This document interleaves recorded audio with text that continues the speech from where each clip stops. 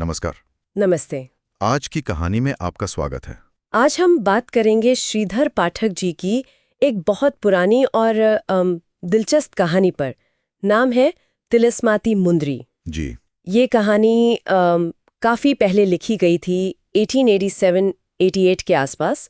आज हम इसके पहले अध्याय को देखेंगे, समझने की कोशिश करेंगे। नमस्ते। हाँ, बिल्कुल। और शुरू में ही ना लेखक ने एक छोटा सा नोट दिया है जो काफ़ी इंटरेस्टिंग है। उन्होंने बताया है कि ये कहानी पहले काशी पत्रिका में छपी थी और भाषा मतलब ऐसी रखी गई थी जो हिंदी और उर्दू दोनों बोलने वालों को आसानी से समझ आ जाए। अच्छा, ये तो उस वक्त के माहौल को दिखाता है ना, मतलब मिली-जुली जबान का चलन था। हाँ, बिल्कुल। उस दौर में ये आम बात थी। खैर, कहानी हमें ले चलती है हरिद्वार से भी आगे, गंगोत्री। बर्फ से ढके पहाड़, गौमुखी से गंगा निकल रही है। वर्णन बहुत खूबसूरत है। हाँ, वो नज़ारा आंखों के सामने आ जाता है। पर साथ ही लेखक ने उस जमाने के मुश्किल रास्तों का भी जिक्र किया है। पगडंडियां, वो रस्सियों वाले झूले वाले पुल। सही कहा। और मुझे लगता है ये सिर्फ माहौल बनाने के लिए नहीं है। एक तो हाँ, उस जगह की सुंदरता और पवित्रता देखती है, पर रास्तों की ये कठिनाई, वो जो योगी हैं कहानी में, उनके अकेलेपन को, दुनिया से उनके कटे होने को और गहरा करती है। ये बात तो है। और असलियत भी यही थी तब। बिल्कुल। अच्छा, तो फिर आते हैं योगी जी। उम्र बताइए कोई 50 के आसपास, पर लगते बूढ़े हैं। चेहरा डील डॉल। हाँ, और चेहरे पर ना दुख की गहरी छाप बताई है। लेखक इशारा करते हैं कि शायद कोई बहुत बड़ा दुख ही उनके योगी बनने का कारण है। ये शुरुआत में ही किरदार को एक रहस्यमयी टच देता है। और एक मानवीय पहलू भी। और फिर उनका वो पशु पक्षियों से लगाव। हाँ, वो बहुत खास बात है। जानवर उनसे डरते नहीं, बिल्कुल सहज रहते हैं। ये दिखाता है कि वो सिर्फ एक क्या कहते हैं पारंपरिक योगी नहीं है। वो एक ऐसे इंसान है जिन्होंने शायद इंसानों की दुनिया से निराश होकर प्रकृति में शांति खोजी है। सही कहा। फिर वो घटना होती है जो कहानी को असल मोड़ देती है। 2 कौवे खेलते हुए गंगा में गिर जाते हैं और योगी उनमें से एक को बचा लेते हैं। ये कोई आम घटना नहीं लगती, क्योंकि यहीं से कहानी में जादू का एलिमेंट आता है। हाँ, बिल्कुल। वो कौवे जाते हैं फिर वापस आते हैं। और एक कौवा योगी के पैरों के पास एक अंगूठी रख देता है। वही है तिलिस्माती मुंदरी। और जैसे ही योगी उसे पहनते हैं, कमाल हो जाता है। उन्हें कौवों की बोली समझ आने लगती है। हाँ, कौवा उन्हें धन्यवाद देता है और बताता है कि ये कोई मामूली अंगूठी नहीं, तिलिस्माती है, जादुई है। और इसकी तासीर मतलब खासियत क्या है?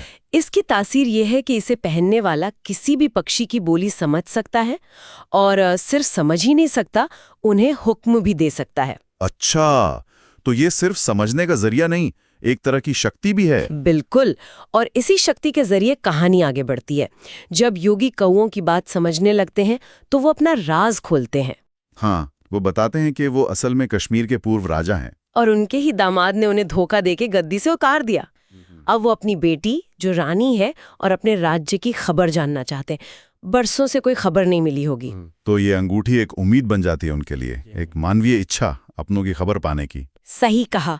और कौवे वादा करते हैं, वो कहते हैं कि हम कश्मीर जाकर खबर लाएंगे। और वो जाते भी हैं, कई दिन बाद लौटते हैं। लेकिन खबर अच्छी नहीं होती, बहुत बुरी खबर लाते हैं वो। क्या बताते हैं वो? वो बताते हैं कि योगी की बेटी यानी कश्मीर की रानी अब इस दुनिया में नहीं रही, उनकी मौत हो चुकी है। ओह, ये तो बात दुखद है। हाँ, और पीछे वो अपनी एक बेटी छोड़ गई हैं, यानी योगी की दोहती।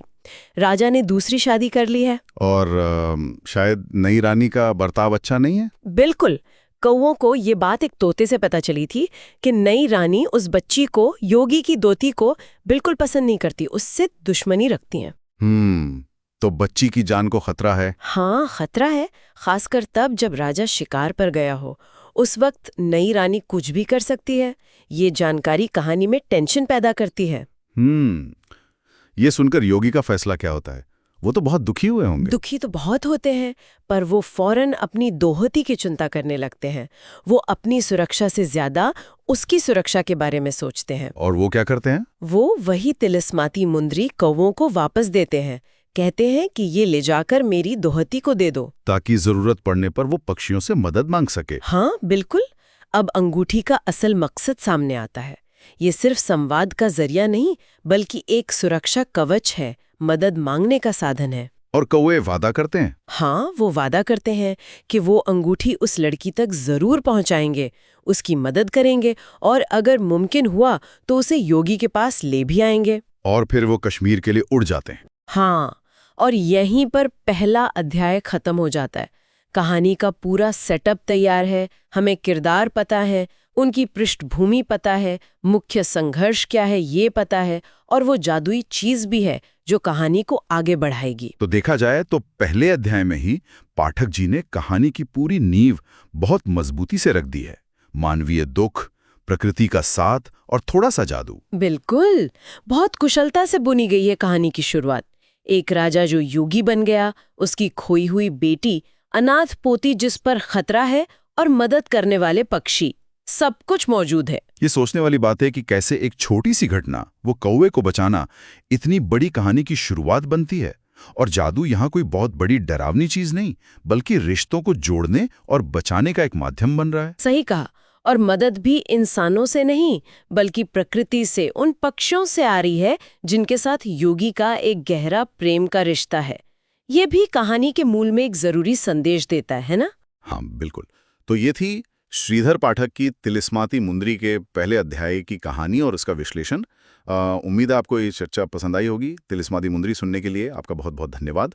अगर आपको हमारा ये प्रयास पसंद आया तो आज की कहानी चैनल को लाइक करें, अपने दोस्तों के साथ शेयर करें और सब्सक्राइब करना ना भूलें। हाँ, और वो जो घंटी का आइकन है उसे भी जरूर दबा दें, ताकि जब अगली कहानी आए तो आपको तुरंत पता चल जाए। अगली कहानी में फिर मिलेंगे, तब तक के लिए नमस्कार। नमस्कार।